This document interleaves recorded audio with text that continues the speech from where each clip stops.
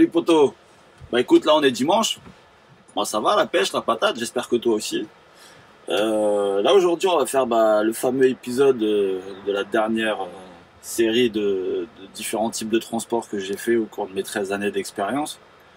Alors, il y en a pour qui ils vont dire que c'est beaucoup, mais pour moi je trouve pas que c'est beaucoup. C'est juste qu'il y en a, comment dire, ils osent peut-être pas sortir de leur zone de confort et aller à découvrir un petit peu d'autres choses, apprendre d'autres choses.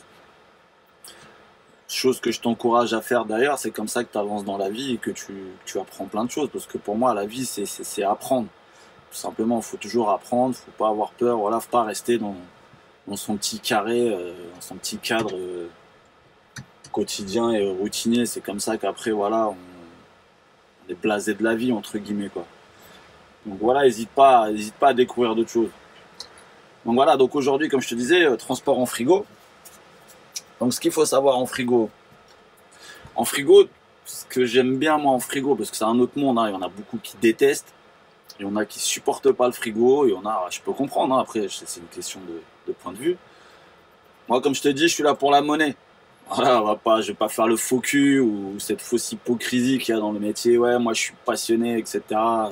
Ok, il y a la passion, ok, il y a tout ça, on aime ce qu'on fait, heureusement d'ailleurs, sinon on dure pas aussi longtemps dans le métier, quoique, il y en a, on se demande pourquoi ils font ce métier-là. Mais clairement, moi, le frigo, c'est ce qui me permet de ramasser du billet, dans le sens, tu peux rouler de nuit, tu roules beaucoup les week-ends, les jours fériés, etc., etc. Après, c'est un choix, je le précise. On me l'impose pas, moi, de rouler les week-ends, de rouler de nuit, les jours fériés, etc. En frigo, tu peux très bien demander, voilà, demander ou arriver dans une boîte qui va faire de la distribution à la journée. Donc, tu vas décoller le matin de bonne heure quand même, hein, tu vas décoller vers les coups de 3-4 heures du matin, ça dépend des boîtes. Tu peux très bien faire des navettes, des relais à la journée, des relais en 2-8, en 3-8. Tu peux très bien ne pas découcher. Tu peux très bien découcher un jour sur deux. Tu peux très bien découcher une fois dans la semaine. Tu peux très bien découcher toute la semaine. Tu peux très bien rouler du lundi au vendredi, comme tu peux partir à la quinzaine, 3 semaines, un mois, je sais pas. Après, ça dépend des boîtes. En frigo, c'est du flux tendu. Voilà, ce qu'il faut comprendre par le flux tendu, c'est que c'est de l'alimentaire, donc c'est des denrées périssables. La plupart du temps, hein, tu peux très bien charger du sec ou, je sais pas moi, des bricoles en frigo. Enfin, tant que c'est pas des polluants ou des choses dans ce genre-là, il n'y a pas de souci. Tu peux très bien charger du meuble, tu peux très bien charger du papier, tu peux très bien charger, je sais pas moi, de l'épicerie, tout ce que tu veux en frigo. Tu peux faire du surgelé, du frais, du sec. Enfin voilà, je veux dire, le frigo, il y a pas trop de limites, mis à part les polluants, parce que voilà, tu te doutes bien que si on fait de l'alimentaire, on va pas charger je sais pas moi, des carburants. On va pas charger des hydrocarbures ou des produits dangereux, explosifs, etc. ou polluants ou contaminants dans notre frigo, quoi. Donc voilà, ça c'était un petit peu pour résumer le truc, voilà, du frigo. Après, il y en a qui aiment pas le frigo. Pourquoi? Parce que le frigo, il y a le groupe électrogène. Je vais te montrer ça après en illustration. Ça va, parce que là je suis au frigo, donc ça va être plus facile pour moi de te montrer. Mais voilà, on a un groupe électrogène qui est juste derrière la cabine, donc qui est devant la semi. Donc c'est un groupe électrogène comme tu en connais, sauf que là il est collé à la semi, c'est lui qui va il est autonome en fait. Donc tu as un réservoir de fuel qui se trouve sous la semi, derrière les béquilles. Donc lui qui va alimenter le groupe et qui va, quand il démarre, c'est ce qui va faire que ça va faire du froid dans la semi ou du chaud. Hein, tu peux faire les deux, hein, ça va de moins 25 je crois jusqu'à plus 25, quelque chose comme ça. On va regarder après, t'inquiète pas. Mais bon, j'ai jamais vu charger quelque chose à plus 25 degrés, mais bon bref. Ça c'est quand on veut la sécher en fait, quand on a chargé du surgelé, que ça a un petit peu coulé et tout, etc. C'est un peu humide, on la met à fond en chaleur pour qu'elle sèche en fait la semi. Pour aller charger chez un autre client, pour pas que ça glisse, etc. Donc après voilà, le frigo, qui dit groupe électrogène dit moteur, donc qui dit moteur dit bruit, et qui dit bruit dit il y en a la nuit, ils veulent pas dormir avec un frigo allumé derrière. Pour ça il y a des solutions. Voilà, le gars qui me dit ouais moi j'aime pas le frigo, etc. Moi tu vois là je m'arrête toujours à des endroits où il y a personne. Je m'arrête pas moi dans les centres routiers ou les parkings poids lourds entassés tous là comme des sardines, avec une atmosphère là qui pue la pisse, surtout l'été, je te dis pas l'odeur de pisse et de merde qu'il y a dans les parkings comme ça où il y a plein de camions. Donc voilà, moi je m'arrange toujours à trouver un coin dans une zone commerciale, une zone industrielle, etc. Un petit coin, et puis à force après, t'inquiète pas, tu connais, tu repères, et voilà. Sinon, tu as Google Maps, hein, tu te mets en mode satellite, tu zoomes et avant de t'arrêter, tu repères dans le secteur ce qu'il y a comme coin tranquille au calme. Mais bon, c'est vrai que voilà, si t'es pas autonome, si t'es pas équipé comme moi je suis équipé, tu vas dépendre de quand même certaines infrastructures comme les douches, pour manger, pour boire ton café ou ton petit déjeuner. Voilà, si tu pars avec ta bite et ton couteau dans le camion et que tu découches, bah t'étonnes pas que derrière tu vas dépenser toute ta thune dans les routiers. Prochaine vidéo, on va faire les comptes parce qu'il y a des choses que j'ai entendues, j'ai entendu que ça existe depuis un moment, mais qu'on entend tout le temps. Voilà, les mecs qui mangent dans leur camion, c'est des Roumains et c'est ceci, c'est cela. Enfin, bref, il y a plein de clichés, il y a plein de trucs comme ça que j'entends. Mais t'inquiète pas, poto, on va régler les comptes et puis on va faire les comptes ensemble. Comme ça, on verra c'est qui fait le pigeon et c'est qui fait l'américain entre guillemets quoi. Bref, je vais pas m'écarter. Donc c'était juste histoire de t'annoncer la prochaine vidéo. T'inquiète pas, hein, j'ai pas fini, hein. J'en ai encore plein en stock. Donc je te disais, le frigo. Donc quand tu arrives dans une boîte, quand tu fais du frigo, le matin, ça te demandait de vérifier certaines choses. Donc quand tu arrives le matin, bon, tu fais le tour de ton camion, tu fais le tour de ta SMI, tout va bien, il n'y a pas de crevaison, il n'y a pas de fuite, on va pas refaire une vérif. Hein. Mais spécifiquement au frigo, ce qu'il faut vérifier déjà, c'est que tu es le plein de fuel. Enfin, il faut que tu aies suffisamment de fuel. Donc ce que je te disais, c'est le réservoir, il est sous la SMI, derrière les béquilles. Donc tu as une petite jauge hein, avec une petite aiguille, je vais te montrer ça après. Donc tu vérifies le niveau du fuel. Après, tu vas allumer ton frigo pour vérifier qu'il démarre bien. Parce que ça peut arriver, voilà, va pas charger chez un client. Si tu charges du frais ou du surgelé, faut que quand tu arrives chez le client, il faut que ta SMI elle soit déjà à température. Très important. Si tu as une demi-heure, trois quarts d'heure ou une heure de route avant d'aller chez le client, un frigo, surtout si c'est l'été, il va pas mettre 5 minutes à se mettre à température. Il va lui falloir un certain temps parce que bon, quand tu te doutes, il y a de la surface. S'il fait 25 ou 30 degrés dans la SMI, avant que tu arrives à 2 degrés température pour le frais, essentiellement ce que je fais moi. Après, il y en a qui font du surgelé. Donc le surgelé, c'est encore pire, c'est à moins 24. Donc avant qu'il arrive à moins 24 degrés, je peux te dire, il va se passer du temps. Donc vaut mieux que tu le démarres avant de partir. Donc une fois que tu l'as démarré, tu dois le régler. Donc tu le règles à la température à laquelle tu dois charger. Parce que quand tu vas arriver chez le client, lui avant de te charger, logiquement, après il y en a qui ne le font pas, mais logiquement, ils ont un pointeur laser et ils prennent la température de ta SMI. Donc si tu n'es pas à température, tu vas attendre. Tant que tu ne seras pas à température, il ne te chargera pas. Après, il y en a qui vont te charger quand même, hein, mais bon, je veux dire, vaut mieux que tu évites de prendre le risque. Donc tu le démarres, tu le règles à la bonne température. Tu vas ouvrir tes portes si tu es vide, tu vas ouvrir tes portes, tu regardes s'il n'y a pas des palettes Europe qui traînent, si elles ne sont pas calées, etc. Ou s'il y a des... Peu importe, tu vérifies l'état de ta SMI, qu'elle soit plus ou moins propre. Et tu regardes s'il n'y a pas une paroi, parce que tu as les bitempératures aussi. Donc les bitempératures, au milieu de la SMI, tu as une espèce de paroi que tu peux rabattre pour séparer la SMI en deux parties, pour faire en fait du sec, du frais, du surgelé, du frais, du surgelé, du sec, pour avoir deux températures dans la même SMI. C'est-à-dire tu vas avoir un quart ou la moitié de ta SMI chargée en surgelé, et l'autre moitié ou l'autre trois quarts par exemple chargée en frais ou en sec. Donc ça va te permettre justement de séparer, de compartimenter ta SMI. Après, il y a d'autres SMI plus spécifiques, on va dire des tri-températures, etc. On va pas rentrer dans ces trucs-là. Moi, j'en ai pas fait. J'ai fait que de la simple ou de la bitempérature. Donc une seule paroi. Et donc c'est pareil sur l'écran de contrôle à l'avant. Tu peux régler justement le compartiment 1. Donc en général, le compartiment 1, c'est le compartiment qui est derrière ta cabine, donc au niveau de la sellette. Et le compartiment 2, c'est à l'arrière. Donc tu as un frigo. Tu as un espèce de petit climatiseur qui est à l'arrière de ta SMI, donc tu le regardes, ça fait un petit cube avec les ventiles. Donc tu mets la paroi, ça va être cette partie-là, la partie 2. Donc voilà, tu peux régler indépendamment chaque côté. Donc voilà, une fois que tout va bien, tu as mis ta SMI en route, tu vois qu'elle tourne, il n'y a pas de problème, la température descend tout doucement, etc. Il n'y a pas de problème, là tu peux aller charger. Alors en frigo, ce qu'il faut savoir, si tu fais de la distribution ou si tu charges des palettes, on va dire plus ou moins du fromage par exemple certaines usines de fromage, il y a certains fromages qu'on ne peut pas, ils cellophanent pas vraiment les palettes parce que sinon ça c'est pas bon pour la conservation du fromage, il perd en qualité, comme Caprice des Dieux, etc. Quand je chargeais dans ces usines-là, ils mettent juste 2-3 petits bouts de ficelle autour et voilà. Donc les palettes, si tu veux, il y a du jeu entre les palettes, entre les colis. Donc quand tu fais de la route, là, ça va te demander une conduite beaucoup plus souple. parce que sinon tu vas arriver chez le client, tes palettes elles vont être toutes couchées l'une sur l'autre ou de gauche à droite, voilà, tu vas foutre le bordel et tu vas pas être déchargé rapidement pour le coup, quoi. Et puis du coup tu vas être mal vu parce que bah, t'auras roulé comme un bourrin.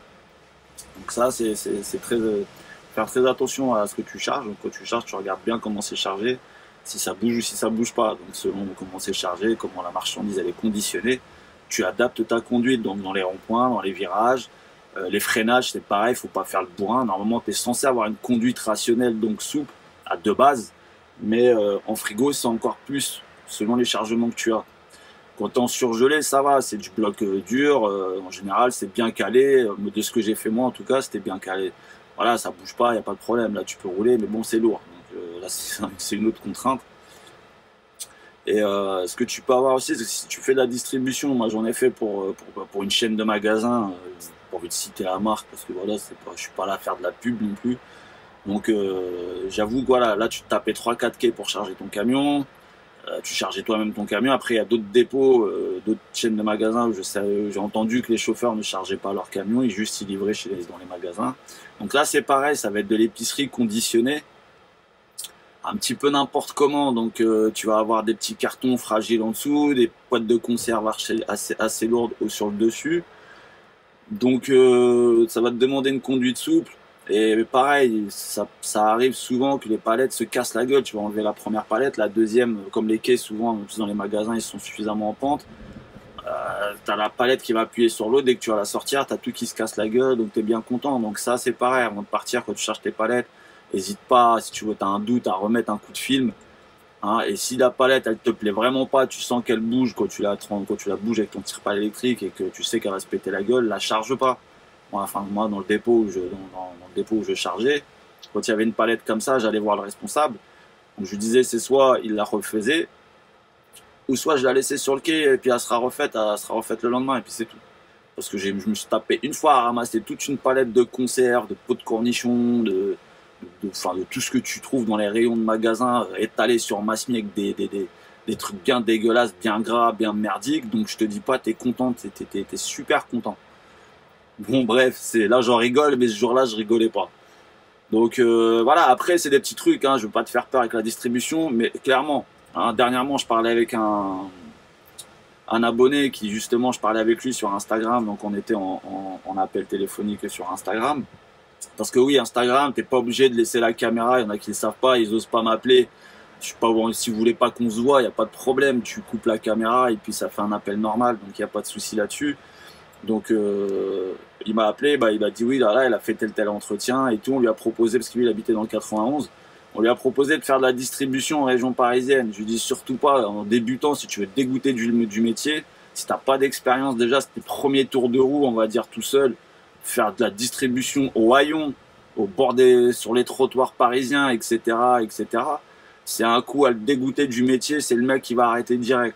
Donc un conseil, si tu commences, parce que j'en ai beaucoup, vous êtes beaucoup d'abonnés à me parler vous êtes en train de me dire que vous êtes en train de passer vos permis poids lourds, ou que c'est en cours, ou c'est un projet qui est en train de se mettre en place. Ne commencez pas par la distribution, clairement.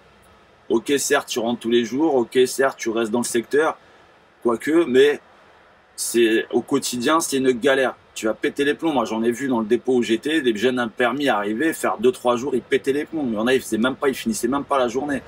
Pour te dire, parce que c'est normal. C'est de l'inexpérience. Tu peux pas arriver et ça fait trop de choses à retenir. Faut que tu te familiarises à la conduite réellement. C'est pas de la conduite auto-école, hein. Auto-école, après, à force, tu connais les parcours plus ou moins. Là, faire des manœuvres dans Paris avec tout un tas de connards qui te klaxonnent, etc., et qui te stressent, et enfin bref, ne commence pas par la distribution. Donc le gars là que je te dis qui lui ont proposé de faire de la distribution, je lui ai dit non. Il me dit ouais, mais par chez moi il y a que ça. Je dis écoute, élargis ton cercle de recherche, mais commence pas par la distribution. Trouve quelque chose en navette, en relais à la journée, ou à la rigueur de la bâcher en national, ou même si tu veux pas découcher, au pire fais du régional. Mais fais du relais ou fais de l'intra-usine ou quelque chose comme ça, mais ne fais pas de distribution. Tu vas péter les plombs, garçon. Je te le dis clairement. Tu vas péter les plombs. Et même des mecs expérimentés en distribution, tu leur dis distribution, il va te cracher à la gueule. C'est clair et net. Après, voilà, moi j'en ai fait pendant 1 an et demi, j'ai fait de la distribution pour une chaîne de magasins qui est connue quand même. Et voilà, les 2 premières semaines, je vais pas te mentir, j'en ai chié le temps de bien capter le truc, le temps de voilà. Bah, après, j'avais déjà de l'expérience avant, donc c'était pas, ça allait. Mais un jeune qui a pas d'expérience, même pas jeune, je veux dire, dès l'instant t'as pas d'expérience, tu commences par la distribution, ça va t'écœurer du métier. Donc note-le bien ça. Parce que les patrons en distribution, t'inquiète pas, ils vont t'harceler, ils vont t'appeler, c'est ce qu'ils ont fait aux gars. Oui, machin, mais tu comprends, en gros, voilà, et limite, tu lui aurais déroulé le tapis rouge, genre viens chez nous, viens chez nous, viens chez nous.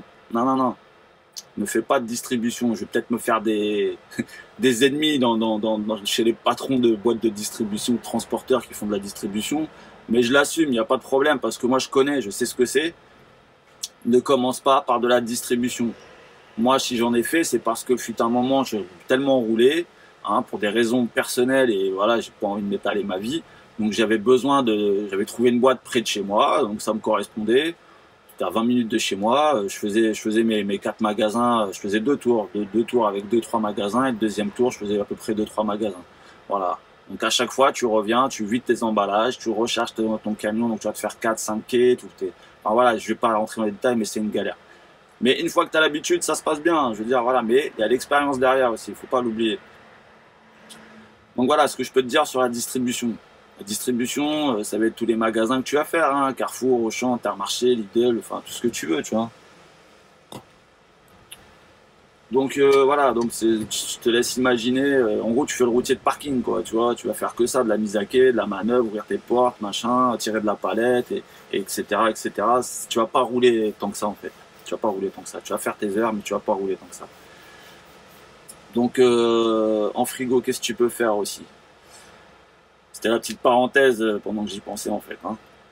Donc oui voilà, tu peux faire du régional, tu peux faire du national, tu peux faire de l'international, du grand international, hein. Moi j'en connais, ils vont jusqu'en Finlande, ils vont jusqu'à voilà, après avoir les conditions, les salaires, etc. Comme ils sont payés pour partir à la quinzaine comme ça. Tu peux faire du double équipage en frigo. Parce que comme je te dis, le flux tendu, il faut que ça arrive vite, hein. Quand tu charges un complet de viande, un complet de fromage, de yaourt, peu importe, l'alimentaire, je parle de tout ce qui est frais, hein, tout ce qui est périssable. Faut que ça arrive vite. Et comme tu as le droit de rouler les week-ends, les jours fériés, les dimanches de nuit, il n'y a pas d'heure en frigo, hein, tu vois, sauf à arrêter. Voilà, il y a certaines exceptions où tu n'as pas le droit de rouler, mais c'est rare. Donc derrière, les bonnes boîtes, je dis bien, les bonnes entreprises, ils vont pas te faire rouler les week-ends, machin, au même tarif qu'un jour normal. Donc tu as des primes qui viennent s'ajouter. Et c'est ce qui fait que je fais des gros salaires. C'est parce que je roule tous les week-ends. Là, dernièrement, j'ai eu un commentaire d'un monsieur qui me disait oui, je comprends pas. Moi, ça fait 26 ans que je roule, j'ai jamais dépassé les 2600, 2800 euros. Textuellement, je lui ai répondu comme ça, écoute, dans la vie, il n'y a pas de mérite sans sacrifice. Hein, si j'étais resté à rouler du lundi au vendredi, à rentrer tous les jours, ou même à partir la semaine, mais du lundi au vendredi, à rouler de journée, à avoir en gros une journée normale, moi aussi, j'aurais pas dépassé les 2600, 2500, ou 2000, même 4, 2300 euros. Il y en a qui donnent pour faire le même boulot à la journée, à partir la semaine. Voilà, donc après, c'est un mérite, parce que derrière, je sacrifie quand même mes week-ends, je sacrifie mes jours fériés, je roule en décalé, hein, je vais commencer de nuit, je vais finir d'après-midi, entre deux, je repasse de nuit, du matin. Enfin, c'est quand même un sacré bordel, mes horaires. Mais moi, j'aime bien ça. Moi, je suis pas quelqu'un, voilà, qui aime bien ses habitudes. Moi, je suis quelqu'un qui aime bien que ça change, j'aime bien, voilà, je veux dire, il n'y a pas de souci. Mais comme j'ai des projets derrière, voilà, je compte pas faire ça 105 ans, quoi, tu vois. Donc, chacun voit midi à sa porte là-dessus, tu vois. Après, voilà, je te dis juste que le frigo, t'es pas obligé d'en aller. On dirait, moi, je vais pas aller en frigo, il faut que tu roules les week-ends, ou un week-end sur deux. Oui, il y a des boîtes qui imposent certaines conditions. Mais à l'entretien, si tu poses les bonnes questions, t'es au courant, t'es prévenu, donc t'es pas obligé de signer. Maintenant, si tu signes parce que juste la seule excuse que tu as, c'est que la boîte, elle est à 5 minutes de chez toi, eh bah, tu signes, mais tu te plains pas, arrête de te plaindre, t'assumes et tu fais le boulot et puis c'est tout. Le jour où t'en as marre, hein, tu signes ta démission ou tu t'arranges à faire un licenciement avec ton patron, mais tu te barres.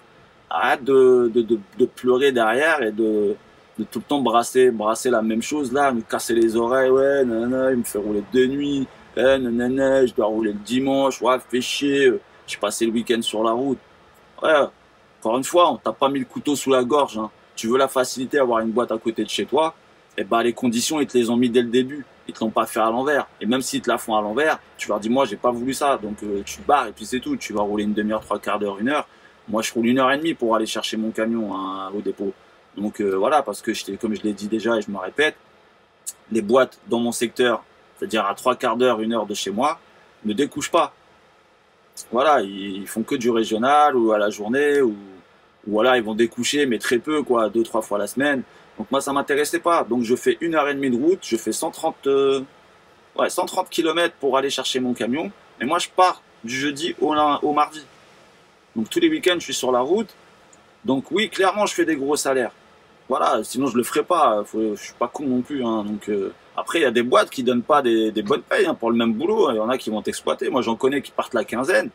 Ils dépassent pas les 3200, 3300 euros, frais compris, avec les heures et tout. Et alors qu'ils partent 15 jours de chez eux quand même. Donc voilà, moi ces boîtes-là, j'ai déjà fait des entretiens chez eux. Le gars, il me dit, ouais, tu vas chez nous, on part 15 jours. Oui, tu vas faire de la Finlande. Oui, tu vas faire de l'inter, du grand, plus ou moins du grand international. Mais pour 3200 euros, tu rigoles ou quoi? Tu peux pas partir 15 jours pour 3200 euros. Je fais plus en rentrant toutes les semaines chez moi. Bon, certes, j'ai pas mes week-ends. Hein, j'ai pas un week-end sur deux. Je suis tous les week-ends sur la route. Mais voilà, je sais pourquoi je le fais. Maintenant, à part ça, on va passer au côté technique. Donc, je vais te montrer comment ça se présente un frigo. Par contre, je vais pas pouvoir t'ouvrir parce qu'elle est plombée. Je suis chargé en viande. Mais je te montrerai quand j'aurai un frigo en bitempérature, la paroi, etc. Comment ça se met, comment ça se retire, parce que c'est des gestes à savoir. C'est technique, ça fait un peu ventouse, ça fait appel d'air, donc c'est dur à ouvrir. Mais avec la technique, tu vas comprendre. Alors, j'espère qu'on va bien voir. Donc pour allumer, après il y a plusieurs systèmes différents hein, de coupe frigo. On a c'est des boutons sur le côté ici que tu vas allumer un petit pavillation. Moi celle-là c'est comme ça pour l'instant. Donc on-off, donc quand elle est éteinte, on appuie une fois là, donc là le système se met en arrêt, donc ça voilà, ça va s'arrêter. Donc toi quand tu vas arriver le matin, ta semi si elle est vide, elle sera comme ça, elle sera éteinte. Donc comme je te dis, première chose, tu viens vérifier le fuel, donc là tu as les béquilles, et tu vois, là ici tu as un bouchon de fuel, c'est le GNR, c'est ce qu'on appelle le GNR, donc as là tu vois, tu as l'aiguille, on voit qu'elle a la moitié, donc ça c'est à vérifier avant de partir.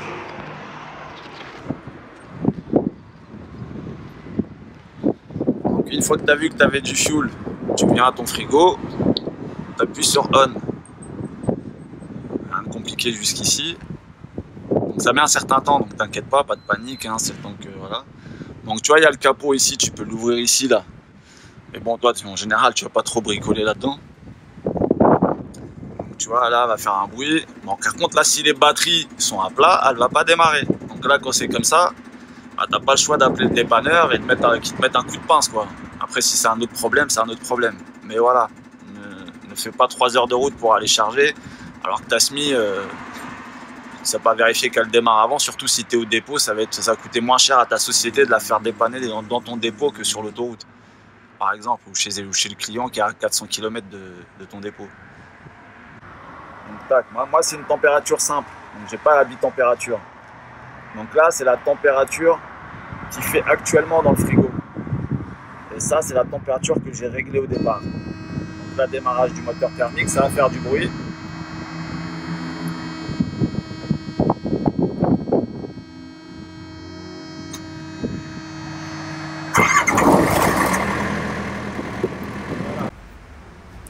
Donc ce que je te disais, pour régler le frigo, tu vas dans le menu,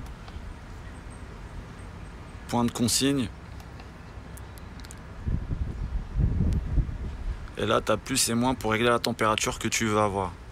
Donc comme je te disais, ça va de moins, on va voir jusqu'à combien il descend. Tu restes appuyé pour aller plus vite, tu vois il peut aller jusqu'à moins 29. Et en positif il peut aller jusqu'à plus 27. Donc voilà, donc nous on avait dit 1 degré parce que je fais du frais, donc c'est de la viande. Hop, après tu fais oui, donc c'est bien la température que je veux. Voilà, donc comme quoi il valide. Et si tu as un bitempérature, c'est pareil, tu fais la même chose pour le point de consigne 2. Tu auras point 1, point 2, enfin sur les écrans. Là, le logo que tu vois ici, ça veut dire qu'il est en mode cycle, ça veut dire qu'il est il va se mettre à la température souhaitée et une fois qu'il l'aura atteint, il va s'arrêter. Et une fois que la température sera montée de 2 ou 3 degrés, il va redémarrer pour restabiliser la température. C'est comme un thermostat. Donc si tu veux le retirer, tu appuies là-dessus. Donc c'est ce bouton-là. Donc là, il est en mode continu. Donc là, il va faire que de tourner en non-stop. Voilà. Ça, en général, l'été, on le laisse en continu. Parce que sinon, le frigo, il fait que de démarrer toutes les 5 minutes, quoi. Donc voilà. J'espère que ça t'a aidé. Donc je disais aussi en frigo, tu peux faire aussi du pondu. Ce qu'on appelle du pondu, c'est les carcasses de viande, en fait, c'est des semis spécifiques. Donc c'est le même fonctionnement pour le frigo, etc. Donc la température. Mais en fait, en haut de la semis à l'intérieur, tu as un système de rails avec des crochets où on va suspendre les carcasses de viande. Donc du bœuf, du mouton, ce que tu veux. Donc là, la spécificité, elle est où? C'est que le centre de gravité, il va être tout en haut. Vu que tu n'as pas de poids au sol, tout est accroché. C'est peut-être limite même encore pire que la citerne, parce que la citerne encore, tu as le poids, tu as le ballon. Ok, certes, ça demande quand même une certaine conduite, la citerne.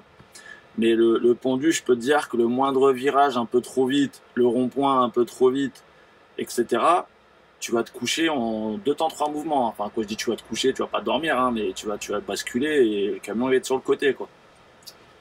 Donc le pondu, voilà, quand tu sais que tu fais du pondu, franchement, ça va te demander de conduire vraiment très souple dans les virages, hein, je précise. En ligne droite, il n'y a pas de problème, hein, tu peux allumer, il n'y a pas de souci.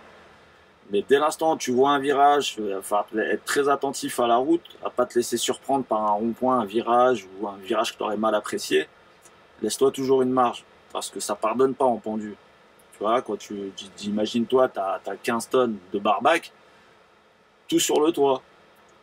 Donc tout est accroché au toit, donc ton centre de gravité, il est tout en haut. Donc là, tu te doutes bien, la semis, elle va partir direct. Hein. Donc fais attention à ça si tu dois faire du pendu. En frigo, si tu veux prendre note, tout ce qui est frais, donc fromage, viande, etc., poisson, si c'est du frais et tout, en général, on règle le frigo à 1-2 degrés en positif. Donc plus 1, plus 2 degrés. Quand tu fais du surgelé, ça dépend. Ça, en général, ça va de moins 18 à moins 24, moins 25. Donc tout dépend. Ça, en général, on te le dit au moment du chargement, sur ton ordre de mission. En général, c'est marqué à combien tu dois régler la température de ton frigo. Après, si tu fais tout ce qui est chocolat, par exemple, j'ai vu charger du chocolat, enfin tout ce qui est barre chocolatée, tablette de chocolat, etc. Toutes ces choses-là, on les charge à plus 14. Donc là, c'est du plus 14 degrés. Tout ce qui est primeur, ce qu'on appelle le primeur, c'est fruits et légumes. Donc fruits et légumes, c'est du plus 5 degrés. On règle le frigo à plus 5. Donc voilà, si jamais tu veux noter ou si jamais un entretien, tu veux montrer que tu t'es quand même renseigné sur le sujet, voilà, tu sais. Après, je reviens vite fait sur le truc pour dormir, etc. Quand tu as un frigo qui fait beaucoup de bruit, ou un camion pas très récent qui est mal insonorisé et que ça te dérange, que tu as le sommeil léger et que le bruit ça te dérange. Petite astuce, je sais qu'il y a des boîtes qui n'aiment pas que tu décroches. Donc quand les boîtes ne veulent pas que tu décroches et que tu ailles te garer 3 km plus loin, ce que je fais moi, quand vraiment un frigo fait trop de bruit et qu'il m'empêche de dormir, c'est pour ça que l'avantage de se garer dans des coins où tu as de la place, où tu es tranquille tout seul, parce que sur les parkings de routiers ça va peut-être pas être facile, et tu auras aussi des histoires avec d'autres chauffeurs qui vont venir t'emmerder à dire oui, non, ton frigo vient pas dormir là.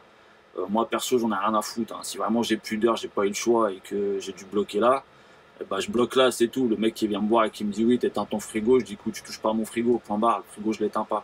Je joue pas avec la vie des gens, ça dépend ce que tu as chargé, hein, de la viande hachée, du fromage, etc.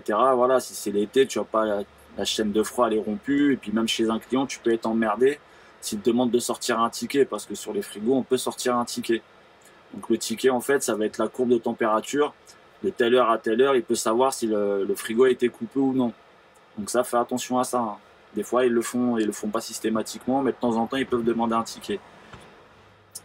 Et tu as même certaines boîtes aussi, quand tu coupes le frigo, ils ont une alarme qui sonne chez eux, parce que les semis maintenant, enfin dans les boîtes que j'ai fait dernièrement, elles sont toutes géolocalisées. et ils peuvent avoir le suivi de température du frigo tout le temps. Et dès l'instant où ils ont réglé une alarme, s'ils voient que la température elle a changé, ça leur permet justement, quand les semis restent dans le parc tout un week-end par exemple, bah, que le dépanneur vienne rapidement réparer le problème, ou qu'il y ait quelqu'un qui vienne pour faire le nécessaire pour la rebrancher en électrique ou faire autre chose. Parce que la semi, elle a des batteries à elle en fait, pour démarrer le frigo. Donc c'est comme un moteur de voiture, hein. Si la batterie elle est morte, le frigo ne redémarre pas. Donc ça envoie une alarme en fait au dépôt à la personne qui est de permanence. Donc la petite astuce que moi et que beaucoup de gens font pour dormir, tu te mets dans un coin où tu as de la place, tu baisses tes béquilles, tu décroches ta semi, tu tends un peu tes câbles, t'as pas besoin d'enlever les flexibles, hein, mais avant tu freines la semi, sinon t'enlèves la main rouge, hein, faut pas être con non plus, parce que si tu décroches et que t'as pas freiné la semi, la plupart des semis maintenant ils ont un bouton rouge pour le freinage des semis, pour la mettre en rupture. Si t'as pas le bouton rouge, pas de panique, t'enlèves la main rouge, le flexible rouge qui fait la liaison entre ton tracteur et la semi. Donc t'enlèves la main rouge, ça va freiner la semi. Et si tu veux encore plus sécuriser le truc, tu mets des cales et puis c'est tout, hein. Ça, des cales, t'en as sur tous les tracteurs, sur toutes les semis. Enfin, logiquement.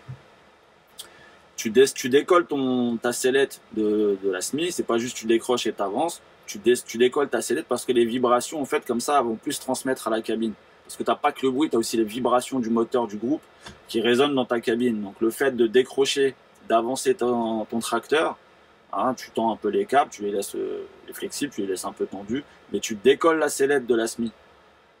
Et le fait d'avoir 2 ou 3 mètres comme ça entre toi et ta semi, déjà tu vas être beaucoup plus confortable pour dormir au niveau du bruit et des vibrations.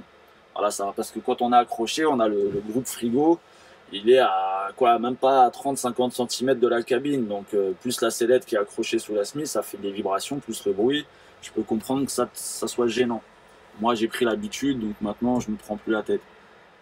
Mais sinon ça c'est une technique que tu peux faire, voilà, tu décroches, enfin tu freines ta semi, tu descends tes béquilles, tu décroches, tu avances et tu baisses ton tracteur, tu décolles ta sellette du frigo, enfin de ta semi. Et là tu vas beaucoup mieux dormir. Donc ça c'était la petite astuce assez connue, bon après si tu le sais pas, bah maintenant tu le sais, pour dormir un peu plus confortablement. Ou alors il y en a, j'ai vu par exemple quand ils ont beaucoup de place, ils décrochent complètement et ils vont mettre leur camion derrière au niveau des portes de la semi, tu vas mettre ton tracteur derrière ta semi. Donc comme ça, en termes de place, plus ou moins, tu prends, allez, peut-être 2 mètres de plus, quoi, 2,50 m de plus, mais ça va, c'est pas gênant. Donc ça, c'était la petite technique pour dormir au calme. J'espère que j'ai rien oublié. Après, si tu as des questions sur certaines choses, n'hésite pas, comme je t'ai dit, comme d'habitude. Tu vas sur ma page, sur ma chaîne, il y a mon lien Instagram. Donc à côté de la photo, il y a le grand camion. Juste en bas, tu as mon Instagram. Donc tu cliques et ça te met directement dessus. Sinon, tu vas dans à propos. Et là, tu as mon Instagram qui est marqué aussi sur la présentation de la chaîne. Donc voilà, après ce que je peux te dire sur le frigo, bah, je te dis c'est un bon moyen si tu veux faire des sous, à condition d'arriver dans la bonne boîte qui donne les bonnes primes et qui paye correctement, hein, parce que quand tu roules de nuit, tu as 2 € de plus par heure que tu travailles, donc cumulé sur le mois, si tu fais beaucoup d'heures de nuit, bah, ça c'est pas négligeable, sur le taux horaire je parle. Les primes week-end, les primes samedi, si tu roules le samedi, primes dimanche, primes week-end entier sur la route, etc. etc. Donc c'est comme ça que, comme je te dis, j'arrive à faire des gros salaires. C'est pas en roulant du lundi au vendredi, voilà, les chauffeurs qui te disent moi je fais plus de 3 000 € ou 4 000 € à rouler du lundi au vendredi de journée et à tous les week-ends chez lui. C'est pas vrai, c'est des conneries. Encore là dernièrement avec un abonné, je parlais dans sa boîte, il y en a, ils disaient ouais, il y en a, ils arrivent à négocier leur taux horaire à 14 €. Ouais d'accord. Moi j'aimerais bien les voir ces boîtes là qui donnent 14 €, je peux te dire qu'il y aurait la queue devant leur porte. Donc le routier, voilà, il fait ses gros salaires, c'est grâce à ses heures sup. S'il roule de nuit, s'il roule les week-ends, s'il fait beaucoup d'heures et si la boîte donne des primes pour les week-ends, les jours fériés, etc. Donc voilà, après la condition, comme je t'ai dit dans la prochaine vidéo, on va faire les comptes, à condition de ne pas claquer tes ronds sur la route, parce que sinon je vois pas l'intérêt de partir toute la semaine, hein, tout claquer tous tes frais sur la route et au final quand tu rentres à la fin du mois, c'est comme si tu étais encore au SMIC ou à peine un peu plus, quoi. Donc je vois pas l'intérêt. Après, chacun fait comme il veut. Hein. Moi, perso, les routiers, les restos, les McDo, quand je vais me faire bouffer une merde, genre McDo ou une connerie comme ça, c'est de temps en temps. Enfin, je dis bien de temps en temps, voilà. Ça peut être l'occasion qui a fait que j'ai croisé un collègue, ou un pote, collègue avec qui je m'entends bien. Voilà, c'est l'occasion, on passe dans le même secteur. On se dit, allez, on va se faire un petit truc, un resto, une connerie, un McDo, peu importe. Voilà, ça reste exceptionnel.